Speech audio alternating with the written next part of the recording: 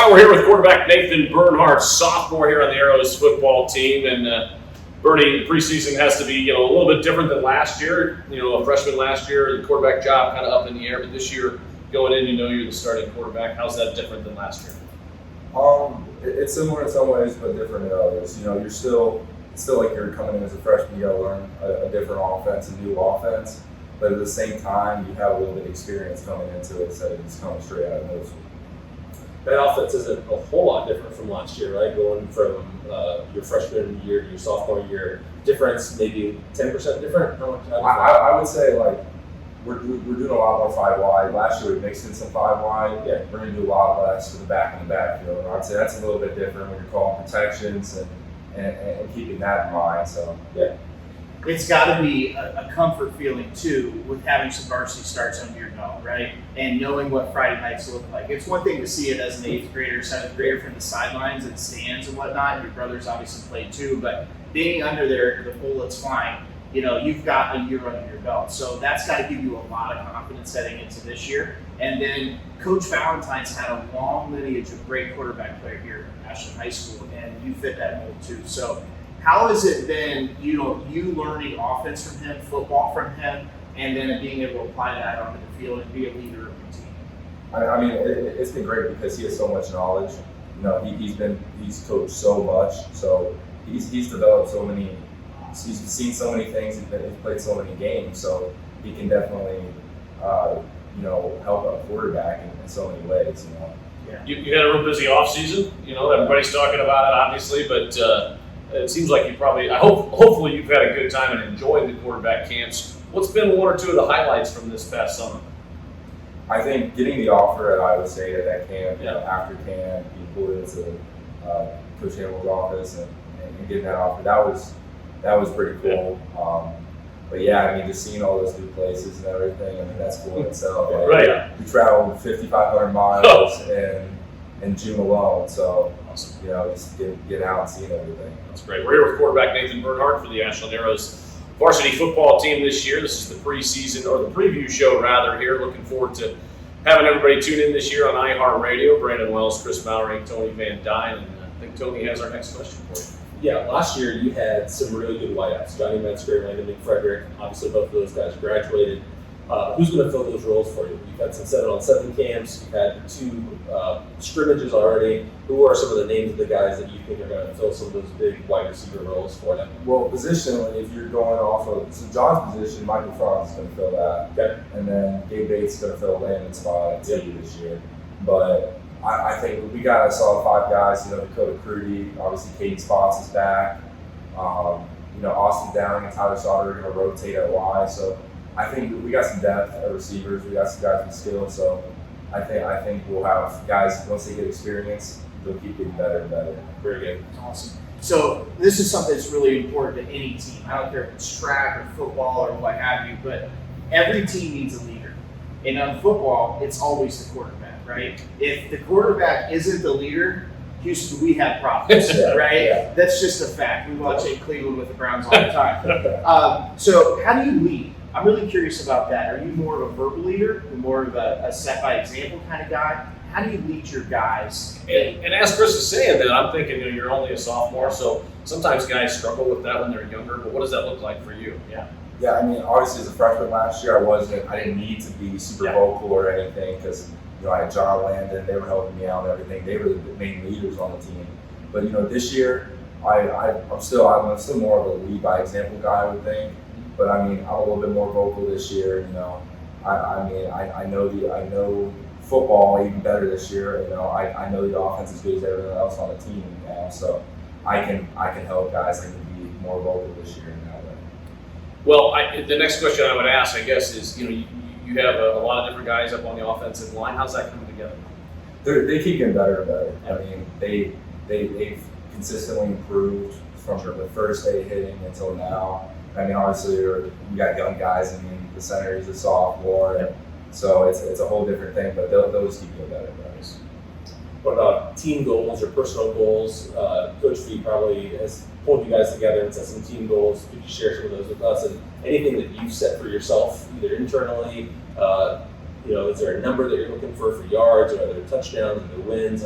What are the things that are on your mirror at home that you're kind of working for? I mean, I would say I'm not worried as much about certain numbers and stats. Obviously, the goal is to win the conference. I mean, that's the same goal it is every year. Yep. But I would say the main thing for me is for our team to play our best night in, night out. I think if we are able to put out our best effort, our best game, everything else will follow. I love that. That's fantastic. Great answer.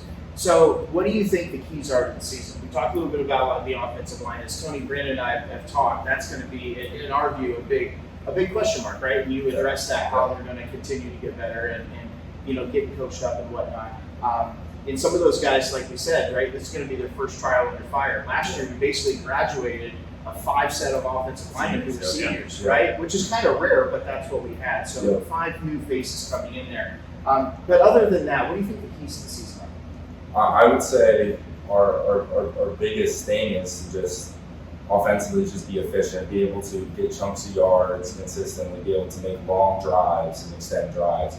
Because you can't have 3 and outs, you can't when you're throwing the ball. But we have to be able to consistently get yards, and then maybe hit one big, but just be able to drive down the field. Agree, down the left side. Yeah. We're here with Nathan Bernhardt. Last question for you is, you going up against our defense every day in practice. How's the defense look? The defense did good last night in Ontario. I mean, they did pretty good. I would say there's still places that we would definitely get better, but I think as of right now, I mean, definitely a good start for the defense. We got to see you out there on defense at all? I heard you've been pushing to play defense. I don't think they'll let it happen, but I wouldn't mind. I don't think they're going to let it happen this year. All right. Well, thanks for joining us, Bernie. And that's Nathan Bernhardt, starting quarterback for the Ashland Arrows football here in 2023. Oh, we're here with Caden Spotts, senior running back here for the Ashland Arrows. And Caden, it's your 4th year. You're looking for your 4th varsity letter, something that guys don't do very often. You got to be excited about the season. Yeah. I mean, we're a young team, but I'm super excited. We have a lot of juniors that are pretty good and super close with all of them, so it's exciting to start the season. Nice. So tell us about your preference for getting touches. I think this is kind of fun, especially with guys out of the backfield. You prefer a run play, or do you prefer something in flat where you catch it, a 6 or 7 yard wheel route, or something where you're running a true traditional route out of the backfield? What's your favorite way to get a touch? I obviously prefer being in the backfield, getting a handoff that way, but I mean, whatever works. So I'm just whatever coaches want me to do, I'll do it. So they call you Marshall Falk in there? Yeah. He's like, I don't know who that is. is. No idea, he said. I think it's Alvin Kamara. Okay, maybe Kamara. Yeah, There you go. yeah. Right. Tell me about weight room culture. Obviously, a lot of the work goes into the football season before August ever really hits. Tell me, who's impressed you? You said there were a bunch of juniors that are working hard. Who are the guys that you look at and you're like, man, he has put in the work over the last 12 months? Yeah, so a bunch of our linemen, especially defensive linemen, over the summer, they've just been in there every day, getting a good workout in. That's what I'm most excited about for them next year. It's like all the juniors this year are going to be seniors, so they're a big senior class. And, they've all been putting in the work on the offseason, so I'm super excited for that. Nice.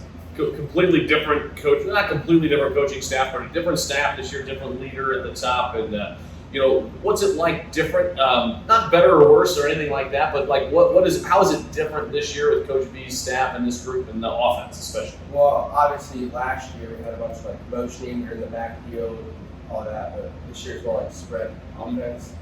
I mean, something to get used to. Sure. Yeah, you've been in the same system for 3 years. It's an adjustment, right? Yeah. I mean, Coach B has his plays that work. Cedar has his plays that work. Yeah. I mean, you have to switch and switch as well. Is the terminology similar, or are there a lot of changes in that too? Yeah, he tried to keep it as similar as possible. Yep. Nice. Any defense on your horizon this year, potentially? Yeah, so right now I'm second string Will. I got some reps last night. Nice. That's great. Just whenever Downey needs a breather, I'll go in, or vice versa. You want to come in and lay some thunder on somebody? Oh, yeah. I think that's going to be a good asset for the Yeah. team. I mean, you're a nice athlete. You've been around Friday Night Lights for a long time, and I think you can add some value on that side of the ball. So, like you said, give Downey a breather, and it sounds like he's going to play a little bit on receiver as well. So maybe there's a little bit of rotation there too. For sure. What do you think, the main keys are? And we're here with Caden Spotts, senior running back for the Ashland Arrows, Brandon Wells, Kris Mowry, and Tony Van Duyne here. Make sure you tune in all year on iHeartRadio on Friday nights, 1340 WNCO, on the dial, on the app, all of those things. But we're here with Caden Spotts, senior running back, and just another question or two. Main keys you feel like this year for the Arrows to be successful? Communication, just being one, like a team, being one as a team. I mean, a brotherhood, we always say it, but it's really true. Once you guys get to know each other, you guys feel comfortable around each other, or you can like bounce ideas off each other, and communication's Awesome. I'm sorry, go ahead, Tony. Any pregame rituals? This is less football, more of just like behind the scenes for Caden Spotts. You go to high school, the bell rings 3 o'clock. What happens between the 3 o'clock bell and 7 o'clock kickoff? Anything that you like to do just to get ready for a football game? So I'll go home, just chill in my room for a little bit, like lights off, no sound, just lay there in the cold, and then Literally chilling. yeah, Right. chill. And then I'll go with my friends, go get some food, and then I'll go to Courtney's office for a little bit, talk with her, and then when it's time to get stuff on, right shoe on, left shoe on, tie right shoe, tie left shoe, and then all the wrist tape and everything. You do have a system, don't you? Yeah. All right. I love it. Yeah, there's something about routine that just gets great for a football game. You start to visualize plays. You start to kind of get your mind right. Everything else kind of fades away. The homework, the friends, the plans for afterwards, and you just kind of zone in for those 2 hours. There's nothing quite like it. So, Caden, last question for me. So, goals. I don't care if you're, it's academic session or sports or your career down the road. You always set goals no matter what. What are your goals personally, and then what do you have as team goals for the Arrows in 2023? Personal goals, obviously play at the next level. Always been a goal of mine. Super interested in it. Just put in work after day. And then team goals, obviously, every team's goal is to win a state championship. And then obviously from there, make the playoffs, make OCC, like win OCCs, and then just take it game by game, just game after game. Yeah. Great. Thanks for joining us. That's senior running back Caden Spotts. Stay tuned for more. Welcome back. We're here with sophomore linebacker Gunnar Lacey, Brandon Wells, Kris Mowry, Tony Van Duyne, and our friend Gunnar. Gunnar, welcome to the show. You're in your second year here now. You got a lot of playing time as a freshman. What did that look like last year? Was it what you expected? A little different? What was that like? At the beginning of the season, I wasn't really expecting to get really any JV time. But then later on, I just kept working hard and hard. Then eventually I got the second string.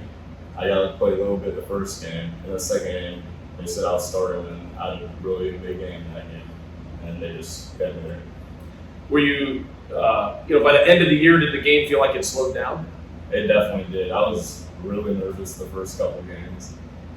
But then eventually it just started to slow down, and I'm used to this kind of speed. Nice. Yeah, that says a lot about your work ethic. I think that's the right mentality for a lot of sophomores to come in with, just like not expecting that you're going to earn anything, and especially as a freshman. Just to put in that time, obviously that the cream rises to the top. So, how much more physically prepared are you this year than last year? Like obviously coming in, not really knowing, not even confident that you're going to play JV, but now coming in knowing, I'm going to be starting for the Arrows on Friday night. Are you faster? Are you stronger? Tell me a little bit about how you just changed physically in that 12 months. Oh, I'm definitely much stronger.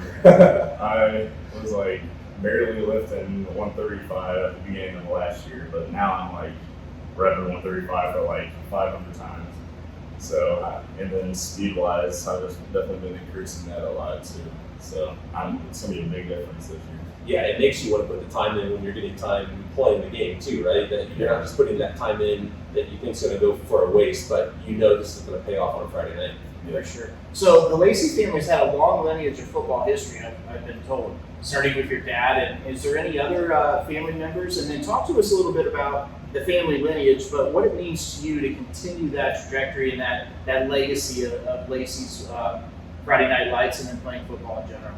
Yeah, my dad played pro and arena football, And both my grandpas played. My dad's grandpa played, and my grandpa still coaches high school football.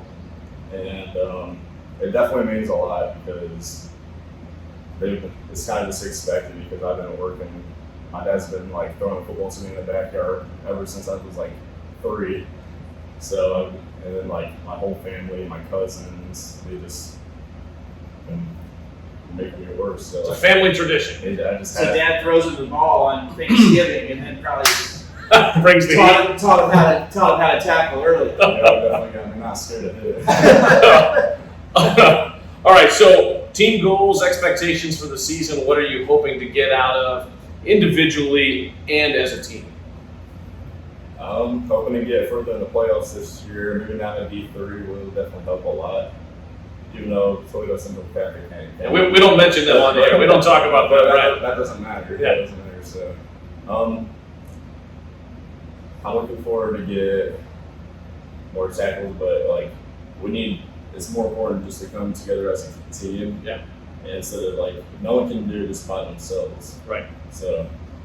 I'm sorry, go ahead. Yeah, we just need to just get chemistry together. We all need to walk in and just play together. That's the most important part. Any specific teams or games you're really looking forward to? You see on the schedule, you got anything circled? Mansfield Senior elects every year. Every year. Always the biggest game to think about. And I think we'll definitely go and compete with the boat team this year. Nice. Speaking of senior high, you get to go to Arlen Field for the first time this year. And I've been to a lot of high school stadiums around the state. There is not much like that experience. That is truly an awesome facility to play a football game in. The crowd, there's no track there like we have Yep. here. You're literally right on top of the action, and you can hear everything from the stands. And then obviously, Oh, and you'll hear all kinds of things. yes, you will. Yeah, you will. So that'll be a really cool experience. To Yeah, get that over was there. definitely my favorite field to play on. Like even in middle school, or when I just came to watch the games there, it was definitely my favorite. Yeah. But How different is defensive schemes? Coach Ryan Stackhouse comes over from Madison, joins the Ashland staff, changes a few things, a lot of things. Tell me how many things have changed, and not really like a good or a bad, you like a better or worse, but what are the different roles that you're doing now that you didn't have to do last year? yeah, this year it's a really big change. The defense is really different. They added this new position they call a bandit, which that's what I'm playing now. So it's kind of like a mixture between a safety and a linebacker. So they got me moving there. So I'm gonna have to be like ready to cover more now instead of just stopping the run game. Yep. That's really the biggest difference. Thanks for joining us today. That's sophomore Gunnar Lacey. We'll be back with more after this.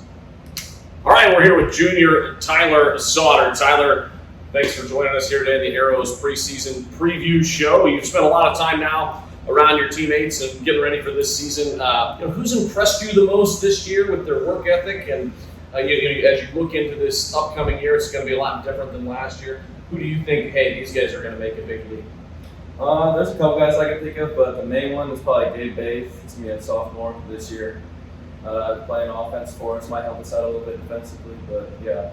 Are we going to see you on the offensive and defensive side this year? Yeah, I'll be starting on defense and then definitely rotating in offensively as well. On the wide out, or what slot? Yeah, on the wide receiver, the wide spot's what we call it. Okay.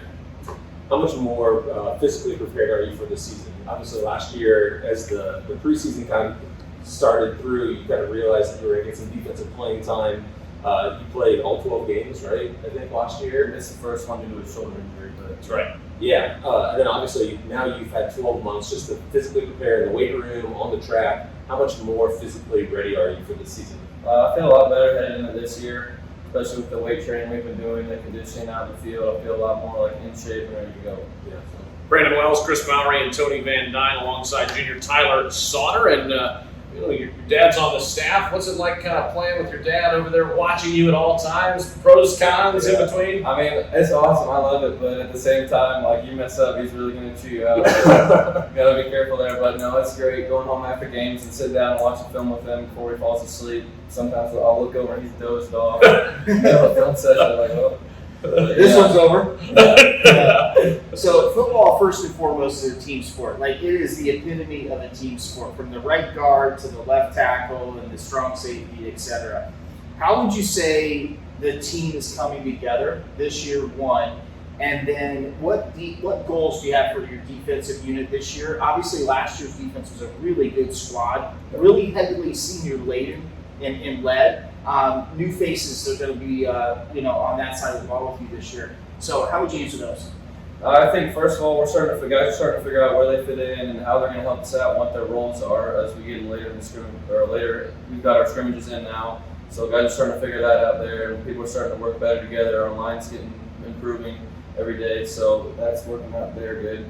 And then defensively, it's a lot of new faces. I'm kind of trying to help with the secondary guys, get everyone where they need to be, get everyone to know what they're doing. But we're definitely getting better and improving there. And just guys filling the right spots, knowing what their assignment is, lining up right. But yeah, defensively, a lot of new guys. We're just going to have to fly around the ball and be physical. Scenario for you. Last play of the game, we're up by 6. You're on defense. Are you hoping your dad calls a cover? You're sitting in zone that you can kind of read the field and go make a play, or do you want to play one-on-one against the best receiver on the other side? It's probably going to be Brady Fogle for Atlanta. Sure. We'll use that scenario. I would probably say a zone, because I like reading better and watching the cue and making a jump on the ball rather than just being. Man's just so hard, especially the way how we play with our safeties for me. But yeah, I'd rather be in a zone, read the cue, and go jump the ball than be manned up. I'll leave that to our corners to coach. And then lay the thunder, right? Like the Madden truck stick thing. Yeah, I think that's great. I think that's going to fit not just your personality, but your experience well. That trust your teammates to do the thing, playing man to man, and then let me roam, let me be the help guy, let me make a play, let me jump in. So I love that. Team goals and expectations for 2023, and then also as team, but then personally for you as well. Team goals, obviously, win those UC, make playoffs, make a run in the playoffs, and then big one, keep everybody healthy. Yeah. And then personally, I would say create more turnovers than have missed tackles, get over 100 tackles, and get the ball in Bernie's hands as much as possible. It's awesome. That sounds good. We'll These put are some points on the board there. These are great goals. All right, new coaching staff, kind of, a lot of new faces on there, but you've known Coach Valentine a long time as the son of a coach, and what's that like this year now getting to play for him? Oh, it's awesome getting to play for him, because when I was little, I'd go to all the practice and stuff. I'd be there for everything. Always. I grew up around his program the way it is, and then having him come here, it's great. Awesome. Any pregame rituals? What do you do after school lets out and before kickoff? Take me through that time of the day. What do you do to get ready? I'll go home, I'll shower, I'll get some food in me, eat like a lighter meal, and then I'll get here early, make sure I got all my stuff, get out and stretch, and then just go into warm up. That's basically it. I don't have anything crazy I do, but Nothing too weird. All right. And the last question for me. What would you say the weight room culture is here for yourself and then with your teammates? Obviously, new staff, new goals, etc. When it comes to the weight room, how would you talk about that and say that the participation has been for the Arrows football team? I think it's been pretty good. We got a lot of guys pushing each other and trying to get better, obviously. But yeah, that's pretty much it. Cool. All right. Well, thanks for joining us. This has been Junior Tyler Sauter. Stay tuned for more here on the Arrows Preview Show. All right, welcome into the Arrows preseason preview show. Brandon Wells, Kris Mowry, Tony Van Duyne, and I'm joined by AJ Beer, no S, Scott Sauter as well over here. And thanks for joining us, gentlemen. I appreciate it. We're here to talk some special teams. And, of course, you've got the offensive side of the ball, you've got the defensive side of the ball, but the sometimes overlooked aspect of football, special teams. How do you guys, and I'll start with you, Coach Beer, try to get that importance level up to the players so they understand how important it is? They just have to understand that it is an important aspect of the game. Every aspect of the game is important, and Coach Feet says that from day one. We try to tell the guys, for me, kickoff return, I tell the guys you can score points like this. You could win a game by 7 points, and that's coming from kickoff return. So we tell that every day. That special teams is a very important part of the game. Coach Sauter, what's your approach to getting guys to understand the importance of special teams? Well, I think that comes daily from that coach. And Scott made that abundantly known to the kids right from the get-go that if you need a break, we'll rest you on offense and defense. But if you're a starter and we need you on special teams, we'll put you out on special teams. He addressed, it's second or third day of practice, that there's three phases of the game. And special teams is no less important than the other. And as coaches wise, he's told us, he wants our best guys out. You're going to notice a lot of our starters are going to be on special teams. And if we get a backup guy that we feel is capable, obviously we're going to play them. But if our starters have details above the next guy, that's the guy that's going to be the best for us. This is one thing I was going to say. Historically, under Coach Valentine teams, special teams are an advantage that we have every time we step on the field. And maybe it is because we were playing our starters and whatnot more frequently than maybe some of the other opponents that we had. But dating back to the early 2000s, mid 2000s, through the house right years, etc., we always dominated every week on special teams. And it's no secret last year we weren't as good as we probably could have been if we would have had some different personnel potentially on the field. And it's great to hear that that's going to be a main focus. And do you guys think we'll get back to that Valentine-led special teams group where that is truly a weapon on our teams? I do. I mean, we rep it every day. I mean, every day we start practice individual kicking and we go into special teams. Now we don't go through the whole game, but I mean, we break it up and it's every day. Special teams is a period of practice, and it is every day in their head we're doing it. We definitely like to take advantage. If other teams are, anytime you're playing your ones versus some other guys too, so you hope your ones are better than their twos. So hopefully we get an opportunity to take advantage of that. And there's no way to change field position with the special teams. For sure. So. Any kid or kids step up this year and really impress you from last year coming into this year? Obviously, we're always looking for everyone to continue to improve and make marginal improvements, but any kid to show up that you thought, my goodness, this kid's put in a lot of work in the last 12 months? Special teams wise in particular? Yes. I don't know that I would say that I can point out anybody that's put a lot of work into it. I would say Katie Spots will, at least kickoff wise, be an advantage for us. He's done a really good job consistently putting the ball pretty deep. I'm hoping to get some touchbacks this year if Joe's in cover when that happens, and get some hang time on it. And if he can consistently do that, then obviously we're going to go out there and kick off side of the ball. Yeah. Return wise, I mean, again, I can't really pick out an individual that's worked hard because a lot of the kids have returned. But we have a plethora of skill that we have advantages that we can set some of our skill. A couple returners, a couple intermediate guys that are all skill worthy, so it's going to be hard to place kick if you per se and have a guy that is slow. He's not ready for the ball, Yeah. not ready to take it back if they have the opportunity. Right. I mean, we have skill guys. I mean, we thrive off of our skill guys, and that's on my side of things. That's what we're going to try to do: is put the best skill out there. So you played for Coach Valentine. You guys both coached for Coach Valentine. He's back, right? And that was an era of football that was just so much fun, right? And I think I speak for everybody in this town when I say that. What's it been like for you guys with his return compared to some of the years, with Coach Cedar, who's obviously moved on to another school, but with Coach Valentine's return, how has that kind of impacted you, and has it reinvigorated you guys in with a fire, or how would you categorize his return? I mean, I was with him last year. That's right. I was fortunate enough to go with him last year, so he just brings a different energy. I mean, he demands the room. I mean, you walk in and everyone is, if Coach V's talking, everyone's eyes on Coach V. And that's something that I thought is special about V. Not only is he a good football coach, but outside of football, he's a great human. And he is a very good guy and one of the best guys I know. I look up to him. And he gives a lot of guys opportunities, like myself, Coach Sauter, and it's nice. It's refreshing to have Coach V, and we are very fortunate and blessed to have Coach V. This is my 20th year coaching wise at Orangeburg Warriors and been in Scott. And I think football, like any other school, business, whatever, when you have consistency, things go better. When you look at a business that has a lot of turnover at the top, you usually have real success. Same thing in the sports world. And then most of our staff have been around, all worked together for a long period of time. Things just happen to go smoother.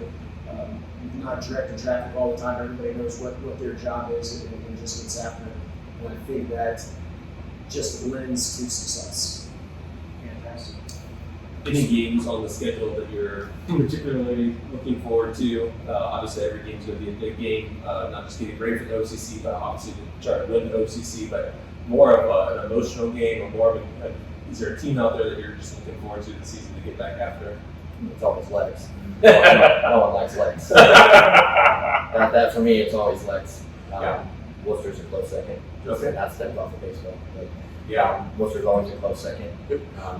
Every game's important. Right. You got to go week to week in football, and I mean, we're focused right now on River Valley. So we don't try and look ahead, but if you're asking that kind of question, it's always that's always. So you don't mind the bulletin board material that they put up? They already have it up there. That's fine. Coach Strickler likes, he'll put it up. That's fine. What about you, Coach Sauer? Well, I think right now, people at West Coast and Mansfield is the top two teams in the league. As Coach Beer said, I mean, there's always the rivalry between us and Lex, and that's in any sport, baseball, football, soccer, I don't know what it is. Girls golf, all of them. Yeah, it doesn't matter. We go through the whole gamut. But with Mansfield and West Coast being top dogs right now, and obviously those are games we want to win every game, but those are games we definitely got to be laser focused into those games. We are, Coach B makes it really important that we do not look ahead. As players and as staff. We will never be thinking about that. I don't care if we're playing an 0-7 team. Our focus is going to be in that 0-7 team. We're not going to go to the next game. That's great. Right. So, goals for the season. How would you guys answer that question? You know, maybe position group goals or special team goals, and then collectively for the Arrows in 2023. I mean, we're both fortunate. I mean, I'm working with Coach Sauter this year, defensive backs. So we work hand in hand.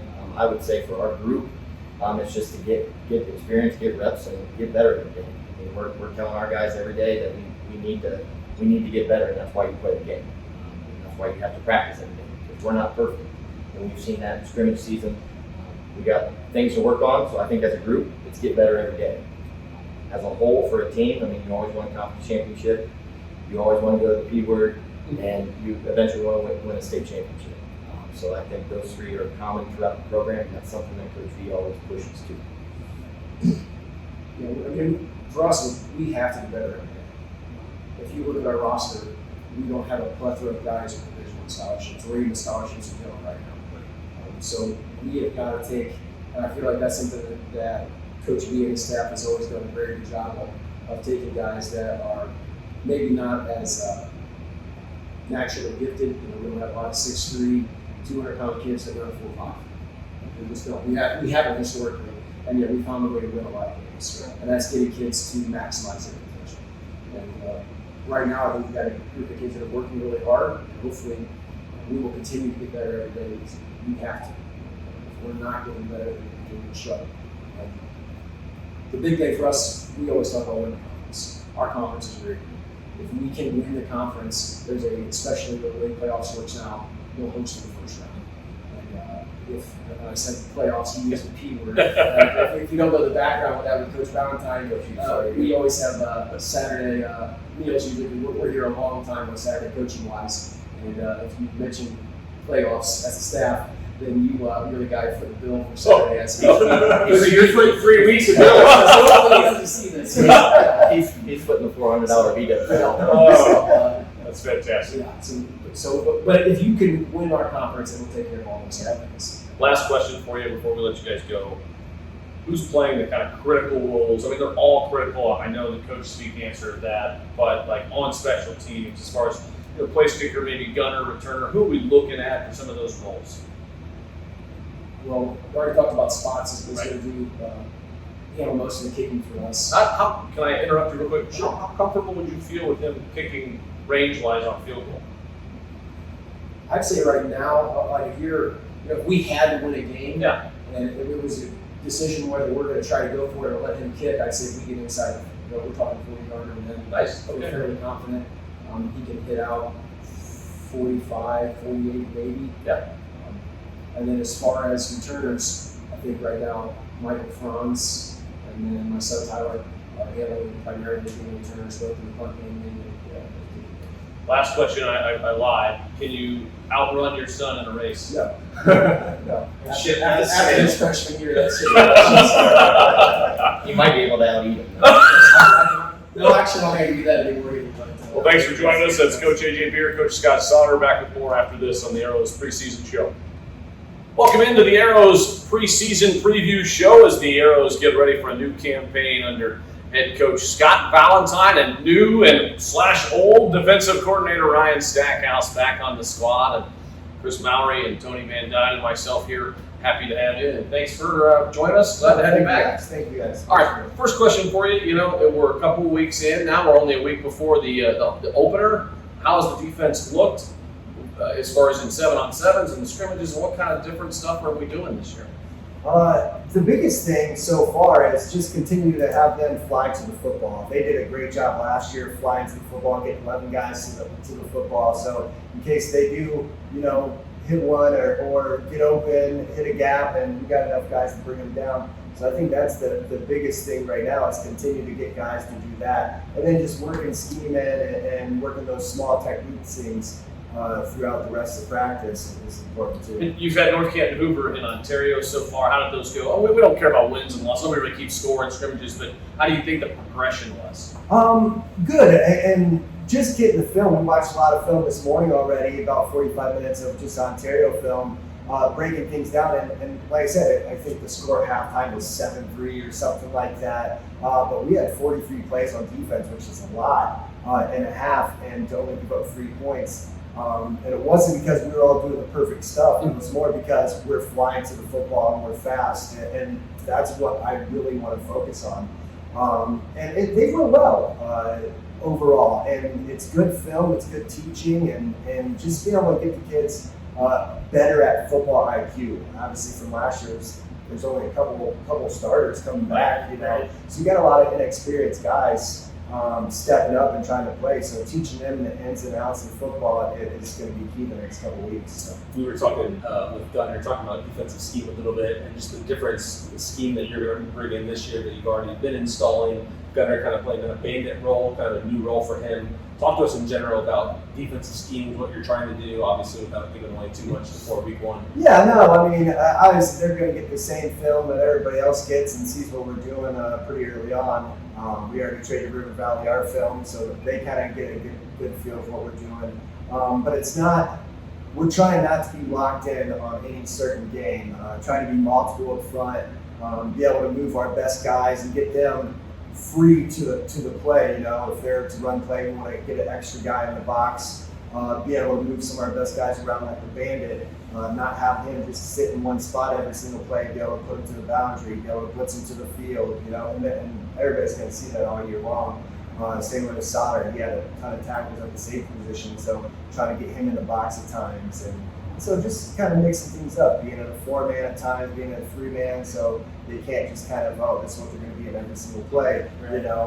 Try to out-scheme a little bit, not do too much, but still have a little bit of some complexity. Yeah, exactly. That allows you to be flexible. And the teams that I went against in high school, obviously, like when they run just a 3-man front or a 4-man front, it becomes really easy to prepare for them because the guy lines up in the same spots. Right. So just lining up in different spots can throw off a 15 and 16-year-old. And when you put doubt to a kid's head, they slow down, and now arrows are making plays in the backfield. That leads to another question here, Ryan. It's a really good one, I think. So how much of the defensive strategy is based on the kids' skill sets versus the defensive strategy being more of the scheme and then running it that way? How do you marry those two together? Me and Coach Reed really looked at who we had on the defense this year, and especially just being quick and fast. It's like, how do we get all these best 11 guys on the field all at once? And what's the best scheme to get all these 11 guys on the field at once? Teams run a 4-4. You have 4 really big linemen, 2 really big inside guys, with some really good inside linebackers. We just are really quick and fast. Let's get everybody on the field at once. And that's kind of how we develop the scheme every year. Obviously, it's a little different than what we had a couple of years ago, just based off of personnel, because we're running something very similar to 2 years ago as well. So with a quick strike spread offense on the other side of the ball, what kind of challenges does that present for you as a defensive coordinator, whether it's having quick possessions, whether we score or we go 3 and out, whatever it is, and the idea of two-way players that are doing a lot of verts and a lot of deep sprints and all that kind of stuff? How does that play into your scheme and what you do? Well, Coach V's great at trying to get guys, 2 platooning guys. So I think we only have 2 kids that are going to be going both ways, and that's not even a full game. Wow. So I think pretty much we're 2 platoons. So you're thinking of us running a bunch of verts on offense. Well, those guys are different guys than what we have on defense. So that's going to be key, especially early on. We saw it yesterday with them having some cramping kids, us having some cramping kids, but we have those next guys stepping up, you know. So that's going to be key, one. Two, it just, River Valley, they sling the ball all over the place too. It's going to be a long game Friday night, and it's probably going to be hot. So keeping those guys fresh and we're 2 platoon is going to be really important there. Sounds good. Thinking about the depth chart, 6 days away here, as we're talking before opening day. How much of that's locked in, and how much of it's still like being battled for on the defensive side? I think we had 3 guys yesterday that were really just battling for position, so it's still kind of up in the air. And a couple kids showed out that might get a little more playing time here, just because they looked so good yesterday. You got to get, if they're making plays, you got to get them on the field somewhere. But we had a lot of good battles yesterday. A lot of kids split time that entire first half of either every other series or someone getting 2 series in a row and the other person getting 1 series. We had a lot of that yesterday, which is good because you got that competition going and no one's locked in. So. Yeah. Sometimes we think about the depth chart not being locked in means we don't have a guy at that position, but really having some questions at the depth chart can also just be, we got a couple of guys that can play this position at a high level. We're just trying to fine tune which one we want to pencil in for week 1. Absolutely. So takeaways. Massive element of any football game, whether it's on offense or defense. You have to be responsible for the defense. So how and what are you doing to drive that point home to your squad? So from here on out, we've already done a little bit of it here and there, but from here on out, we'll have My Ball Monday. Where the defense Steal that, Brandon. That's the broadcast. I like this. The defense practices taking the ball away in some aspect of it, whether it's punching the ball, ripping the ball, interceptions. We'll practice that every Monday from here on out, at least a 10-minute period of just My Ball. That's awesome. Lessons you learned from last year being at Madison about Ashland, so you're able to study them in a different way. What did you learn last year going forward that helps you? Any adjustments or things that you learned last year? You said, oh, here's something different that I kind of want to put into our scheme going forward.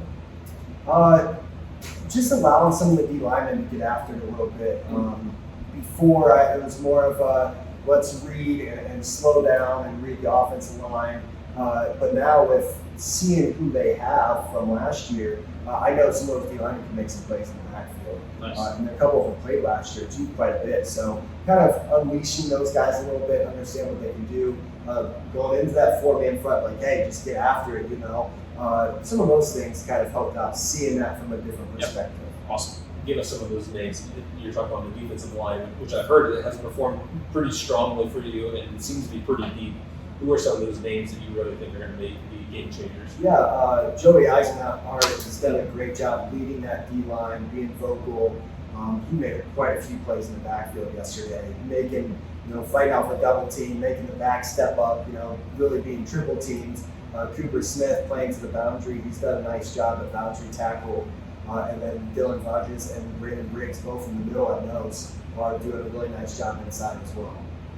Famous football quote that we've all been around. Everyone's got a plan until he gets smacked in the mouth, right? Everyone's heard that if you've been around this game. So when that happens, what's your process for in-game adjustments? Is that something that's driven by you on the field, or is that driven also by the guys in the booth that see it from a different level? How do you guys deal with that when that happens?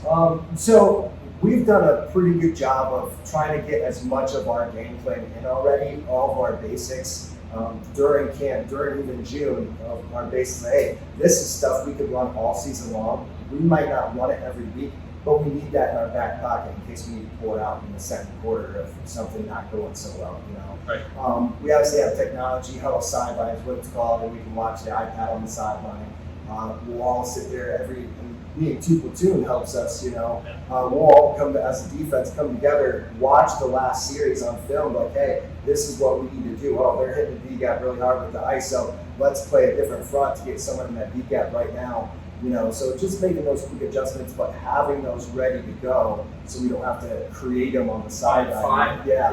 So that's going to be a good key for us this year. Well, and you'll have Kris Mowry on the sidelines this year, hovering over you, trying to check out what's going on. And just as a reminder, on Friday nights, it'll be Tony and Kris and myself on iHeartRadio on 1340 WNCO. And you can also get that on the iHeartRadio app. And we'll be having Arrows football every Friday night. Coach, really appreciate your time. Have a good season. Guys. Yeah, All right. Appreciate it. Welcome back. Here we are, Arrows preview show. Kris Mowry, Brandon Wells, Tony Van Duyne, joined by the new / former head coach of the Ashland Arrows, Scott Valentine. Coach, it's good to have you back. It's got to feel, a little strange to be back home, but probably also right at home. Oh yeah, no doubt. I mean, being away, the biggest thing for me getting back is these seniors were in 7th grade my last year, so getting to know them and know the younger guys was a big part of that. But yeah, being in town, it feels good. Yeah, just to jump off, the one thing that I've noticed, not having been around your first go around, is just how involved you've been, not only just in the varsity stuff, but the JV. You were running the football camp with the kids, you're involved with 7th and 8th graders. Clearly, getting the kids involved in the community, getting them out to that memorial at the fairgrounds. Why is it so important for you to be involved through all the levels of the football organization? Well, I just think that's high school football. I think that's part of having a good program and having the kids being involved in the community, because the community comes out and supports them, and that's what we talk about. It's important for us to get back, and so that's been always my philosophy and program philosophy. I like it. Coach, it's no secret you've had tremendous success at Ashland. We all know that. From 02 to 18, you won 130 and 60, 10 playoff appearances, and 7 OCC titles. Incredible resume.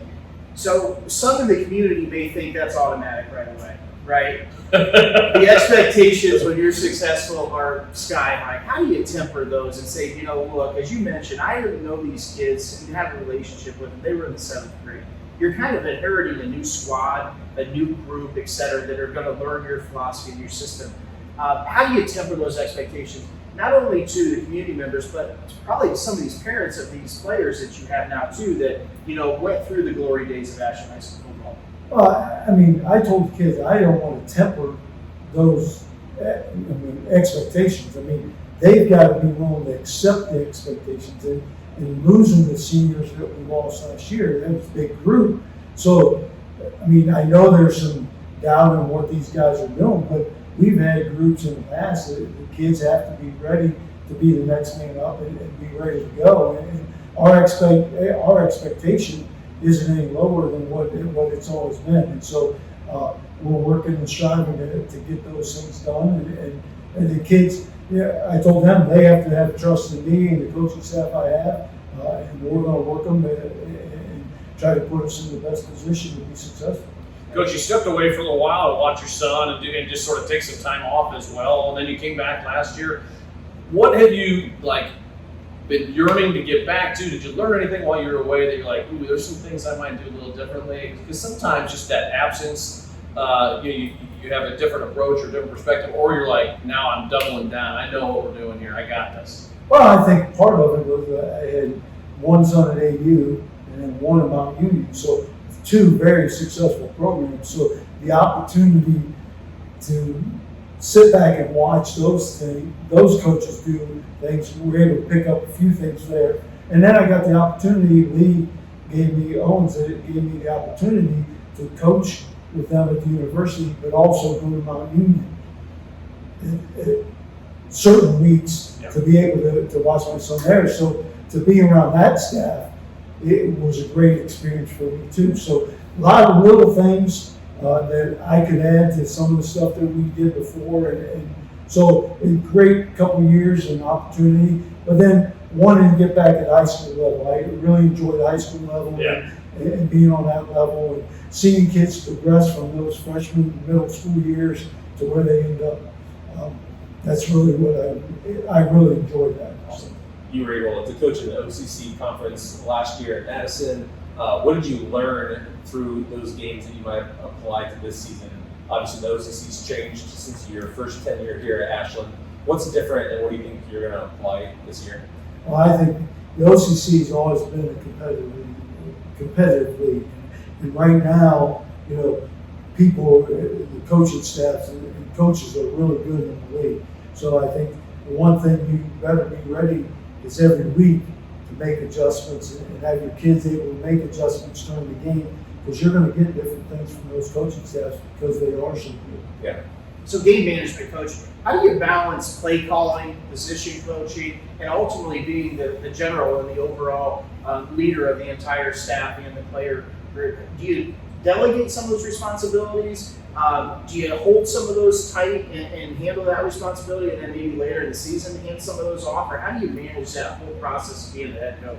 Well, I mean, no doubt, the success I had was assistant coaches that I've had over the past. And I got a great coaching staff now. They're responsible for coaching their position. I mean, I just kind of oversee some stuff. But that, in reality, you're only as good as your assistant coaches and your players. I mean, you have to have good players, but your assistant coaches are the ones that do the job of coaching those guys on a daily basis and getting them ready to play. And I feel really good about the staff we've got together. You've had a couple scrimmages, some 7-on-7s. How are things coming together on the offensive side of the ball? Well, I think offensively, there's a lot of similar things that they still did that we had done in the past. So we tried to keep a lot of those same terminology and stuff to make it simple that way. I think overall, I mean, a lot of guys without varsity experience. So to see them in the first few scrimmages and some 7-on-7 has been really good. I told them this morning that, you know, nobody's job safe, because we got to keep getting better, and we're going to find ways as coaches to help us get better. But you know, I think we've progressed each week, gotten better, and I think that's the most important thing. 22 seniors graduated last year. 5 of those made up the offensive line. We talked preseason last year, not really sure how those 5 guys would come together. They came together really well. Obviously, you have to replace all 5. How's the offensive line looking here going into week 1? Well, I think we found out how game speed was last week against North Cape. Yeah. But the good thing about it was they made adjustment after the first series. After the first series, they adjusted the game speed, and fundamentally, they found out that when you're playing against good people, the little things make a difference. If you're playing against somebody who's not very good, it doesn't matter what you do. But those little things, when they're good people, you don't do the little things right, they're going to make you look bad. And so we got better this week. I was happy with a lot of things we saw. We still got a ways to go, but I felt they're starting to come together. Wonderful. Let's talk a little bit about the 2023 opponents. Week 1 here, we open with River Valley. Week 2 here against Marion Harding. And then week 3 at Buckeye Valley, and then obviously the slate of OCC games. What's your thoughts on the upcoming schedule? Obviously, we got a couple rivalry games in there that we all know about. We heard from some players and some coaches, and we know who those guys are. But overall, the schedule, what would you have to comment on that?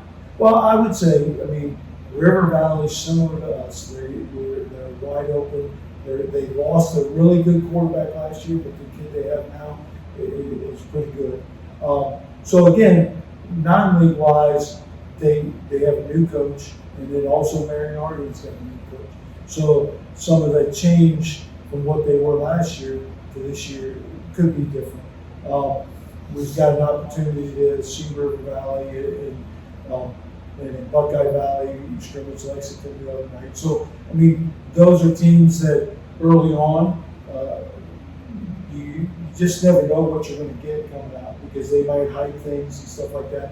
So we're just going to have to be ready to play and make adjustments. But I think it's a pretty good non-league schedule. One thing I always felt that you have to play a good non-league schedule, because the league's going to be so tough, and you got to find out your weaknesses before you get in the league, so you can correct them and become better at those things. And I think we'll find those things out as we go. Great. You talked about trusting your assistant coaches and letting them kind of do their position groups. Another key is just trusting some key student leaders, some guys that maybe named captains, but obviously just take care of things on the field, in the huddle, in the locker room.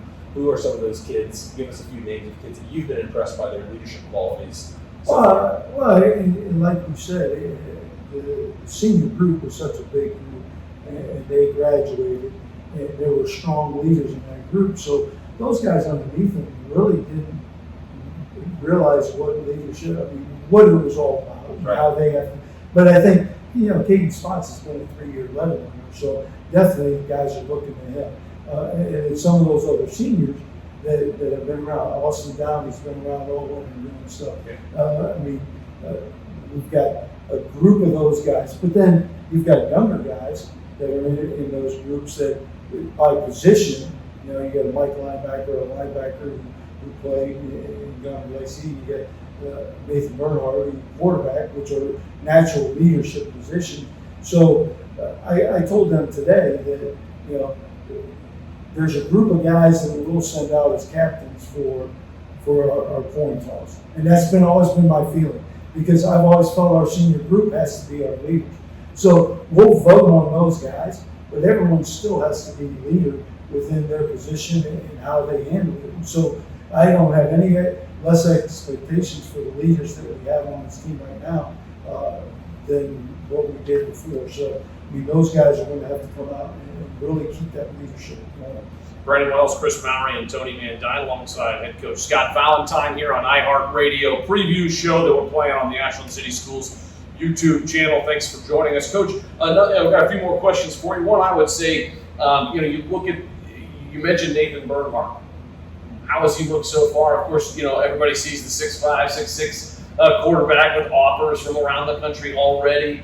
And he spoke with us earlier as well. What have you been impressed with? What does he still need to work on your quarterback for the season? Well, I think, no doubt. He is going to be a sophomore. And that's what, when you look at his body, you're saying, oh man, he should be heading out after this year already. So I think the thing for him is to realize his growth is going to come through the game experience he's going to have, and being able to learn, communicating what he's seeing on the field and his growth as a quarterback. There's no doubt he's got great arm strength, and he sees the field for a sophomore coming in, being able to see the field. There's no doubt he's at that high level. And so, again, it's about making him and helping him become a better quarterback, him realizing the things he's got to get better at. And then, hopefully these next 3 years are really good ones. So. Coach, something I've admired about you and your program from afar, and this is kind of an overarching statement, but then a couple questions here. We've had tremendous support from the community. You just look at the entrance here, it's brand new. You look back there where you guys were this morning. You look in this building, new restrooms over here, new spirit shed. It's amazing support that we've had. And how do you mold that into the teaching moments within your program with these young men, and letting them know, you're here for 4 years to play football, but the life lessons that you learn on that field, in this building, seeing the things and the community involvement will last you a lifetime. And that's more important than what's going to happen here against River Valley on Friday night. How do you take that and mold that as you are teaching and molding these young men? I think for them to realize these relationships last you, like you said, a lifetime. The things you go through and the things you do last you a lifetime. And I still get together with guys I played with in high school and with college, being able to stay with those guys. Because those experiences, other people don't experience because you go through that. And for them to realize, I talked about when I was gone, the facility wasn't, we spent 20 minutes coming up to practice and then 20 minutes going back to get to weightlifting. Right. And so that's 40 minutes right now. We've saved, and to talk about being able to walk out in 5 minutes, be ready to go, and then walk off the field and be ready to lift it. That's 15 minutes out of 40 minutes that now we're using for other times. And so that's because people donated. Dr. Mayer did a great job of getting people to donate and stuff.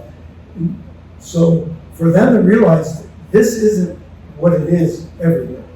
And you better appreciate it and then make the community proud of what you're doing.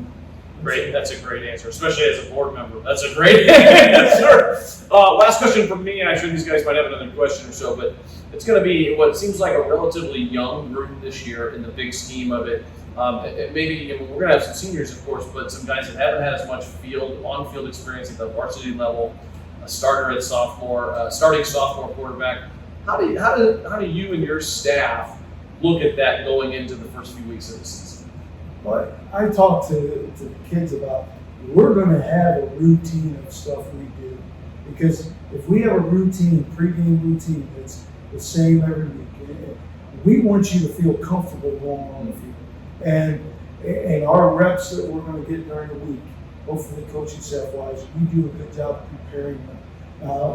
In the end, we're going to have to make adjustments, and how they get, make adjustments on the sidelines and take them to the field is going to determine a lot of our progress and where we end up. But when it comes down to us getting ready during the week is where we've got to get ourselves ready. So when we step on the field, we're comfortable with what we're going to see and how we're going to react in situations that we're in.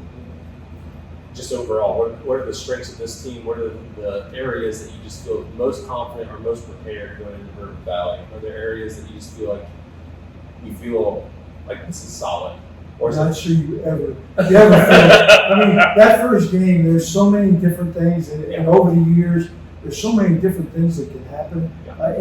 And with a young team, you just don't know how they're going to respond. So if we can get them in, I mean, the other day we did a kicking strip. We were running them off the field, on the field, putting them in if we've got a safety. We were kicking them. I mean, those are all things that if you haven't heard them before, and it happens, or you're caught off guard.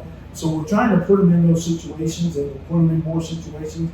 So again, that first game is always an adventure. So hopefully we're ready for the task, and we're ready to come out adventure-wise. But we said during the year the biggest jump comes from scrimmage 1 to scrimmage 2, and then the biggest jump comes from game 1 to game 2, because you learn a lot, and then you go back to work. So we're unsure about how some of those position groups are going to fare, right? We just don't know. Great answer. It makes a lot of sense. But what we do know is when we can see speed on the field, we can see talent on the field, we can see the jukes and cuts and whatnot on the field from specific players and whatnot. It appears we have a plethora of skill position players. It's just what we've seen as they come up from junior high school now into high school. How do you plan to utilize all those weapons? Well, I think that's part of our job as coaches. I mean, yes, there's no doubt we have great speed, we have good skill guys, and we've got to do the job of putting them in positions where they can help us be successful and use their abilities to in spots where they're going to make plays for us. And again, that comes back to us as coaches. All right, there you have it. Arrow's preview show here for 2023. Scott Valentine, head coach, thanks for joining us. Thank you, guys. All right, make sure you stay tuned for more right after this. All right, welcome in Brandon Wells, Kris Mowry, Tony Van Duyne. This is your broadcast team for iHeartRadio this year for all of your Ashland Arrows High School football here for the 2023 season. You just heard from Coach Scott Valentine, Coach Ryan Stackhouse, Coach A.J. Beer, Coach Scott Sauter, and several Arrows varsity football players. And now we're just going to give you a couple wrap-up thoughts on what we think going forward. Tony, I'll start with you. Our booth analyst. What are your thoughts on the keys to the season this year? After hearing from the coaches and talking to a lot of the kids, it really is going to be how the younger kids develop, how the sophomores and juniors step into the roles that they need to lead at a high level, how well we can compete early on in the season and make those adjustments. I like Coach V's words of the biggest jump from week 1 to week 2. So you don't know what you don't know going into River Valley here week 1, but I think we will see a lot of improvement from week 1 to week 2. Kris? Yeah, I agree with that. And I think one thing that's going to be vital for us is the offensive line. You heard Coach Valentine talk about that. We graduated 5 seniors on that offensive front, and we're not replacing 1 or 2. We're replacing all 5. So I think that's going to be a position group that is going to be really in focus, and to see how they gel. As you mentioned, Tony, going from week 1 to week 2. And Coach Valentine mentioned they're really focused on that, put a lot of time and effort in that. So that'll be a position group I'll be curious to watch. Then I'll stick with you, Kris. Coach Valentine back for his second tour of duty. Happy to have him back. What do you expect to see from him and from his team on the field this year? Well, you heard it from him when I teed it up. I mean, you look at the past resume, right? And when you have a resume like that, that commands respect. Yeah. And that's what he has with his coaches. That's what he has with his players. That's what he has within the community, the administration, the board. It doesn't that everyone looks at that man with tremendous respect, as they should. His record speaks for itself. his OCC victories or titles rather speak for themselves, and so on and so forth. But really, what I'm most excited about as a community member is the way that you heard him answer it, and you'll hear this when he talks about it. But how he looks at the whole thing holistically, involved from car wash day, which is today, to going to the AMVETS for a team dinner, and in this setting and having his players ready and the coaches ready to come and chat with us about the season. He's just a full package, and I'm frankly proud that we have him here as our coach. Tony, what are you looking forward to with Coach V's return? I think it's the culture that he's already established just in his first season. Obviously, he has a lot of connections and ways that he can already implement things. He's got some experience in his assistant coaches and also some guys that played underneath him. So obviously, there's already a little bit of a running start for Coach V here. But yeah, I would agree, Chris, that it's the intangibles. It's the way that he's confident in his scheme. He trusts people. He's going to hold them accountable. It's all the little things that are going to become the big things. So whether or not this season goes down as a rebuilding season or we hit the ground running and make a nice little run all the way to the P, I think the fact that we have someone who's going to be here for a long time, who's committed to the community and committed to the kids, gives me a lot of confidence here moving forward as an era. Tony, what are you most excited to see on the field this year, or most intrigued by as we approach the opener? I think it's just our passing game.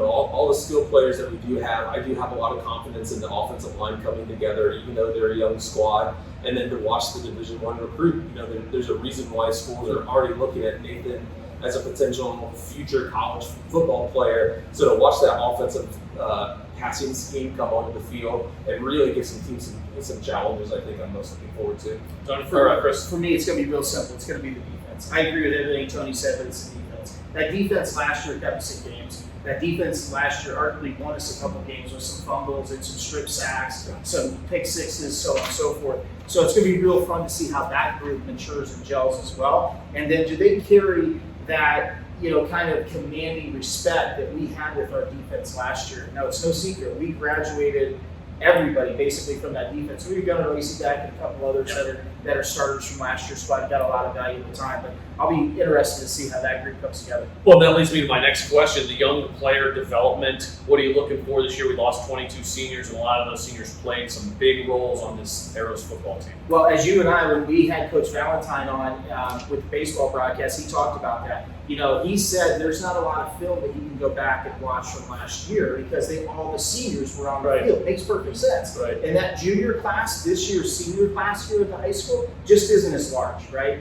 It's just not as big. But then you take another year behind. Last year's sophomore class, this coming, or freshman class, going to be sophomores this year, is another big class. So we kind of hit a big class, a little class, a big class.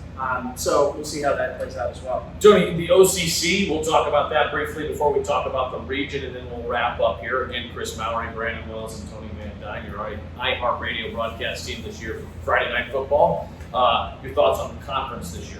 Yeah, a couple of front runners that I think are the clear ones, right? Mansfield Senior, who's bringing back a lot of D1 prospects, always a tough out. They're kind of maybe the front runner in the OCC right now. West Holmes had a tremendous season last year, putting up 30 and 40 points before half usually. They've got some transitions with Sam Williams-Dixon heading down to Columbus to Pickering to the north to have some more competition. He's obviously the Ohio State signee, so he's looking for some more competition. But West Holmes has created a culture of building offensive linemen and defensive linemen that are just going to dominate. And you win a lot of football games when you can control the line of scrimmage. Your thoughts on the conference? 2 weeks for me. It's always 2 weeks. I know it's going to be. Yeah, I know you do. Tony's going to learn this about me. But it's rivalry week. Yeah. I love those two games. One is Worcester, they're 1B in my book, and the other one's Lexington, and they're 1AA. So I'll be curious to see how the Arrows respond and play those two schools. No disrespect to those two schools, but everyone loves the Ohio State-Michigan rivalry, right? We were fortunate enough to have two of them within our own conference. The Arrows start on Friday night against River Valley at home here at Community Stadium, then stay at home against Marion Harding in week 2 before going on the road in week 3, and we'll have every Friday night broadcast here this season. And with Kris Mowry on the sideline, Kris, we've got some new segments this year. Yeah, we got a couple cool things. So one thing we're going to do is we're going to have student from the sidelines. We're going to have student fan of the week, which would be really cool. We've got a couple first guest books. So Max Swayze will be joining week 1. Alex Grissinger will be joining week 2. So one thing I want to challenge all you students when you watch this, we have the Cameron Crazies at Duke, right? That's right. We have the Black Hole, Okay. the Raiders, but we don't have this thing down there named. We need to come up with a name and reference this. So your senior class, you get a chance to name this thing going forward. So what do we call ourselves? What's the student section going to become? Something that's PG rated, but something will be a lot of fun. I've got something that has already come to mind, but I can't say it. I don't want to give away. A good teacher and coach doesn't just tell them what it would be. That's right. That's right. Then we're also going to have a guest of the week. We have some real awesome guests of the week that are coming up. We'll air that in pregame. We've got some former Arrow stars, frankly, that everyone watching this broadcast will remember who they are. We'll catch up with them, find out what they're doing in their career. And then some alumni that are working in different industries that are going to be a lot of fun as well. And then we're going to have one cool segment, too. We're going to call it Sidelines with Steve. So every week we're going to spend a few minutes with Superintendent Steve Paramore, find out what's going on in the district, an announcement or two that he wants to make or what have you to get out to everyone. So really thrilled to join you guys. Looking forward to it. I think it's going to be an absolute blast. Can't wait. Friday nights, pregame will start at 6, and that's more of the national or the statewide pregame. We will come on at 6:45, and then we'll have Coach Valentine interview every week, and we'll catch up with him at halftime. We'll have postgame interviews as well on our expanded postgame show here this season. Thanks for joining us. Brandon Wells, Kris Mowry, and Tony Van Duyne. Have a great day. God bless, Godspeed, and go Arrows!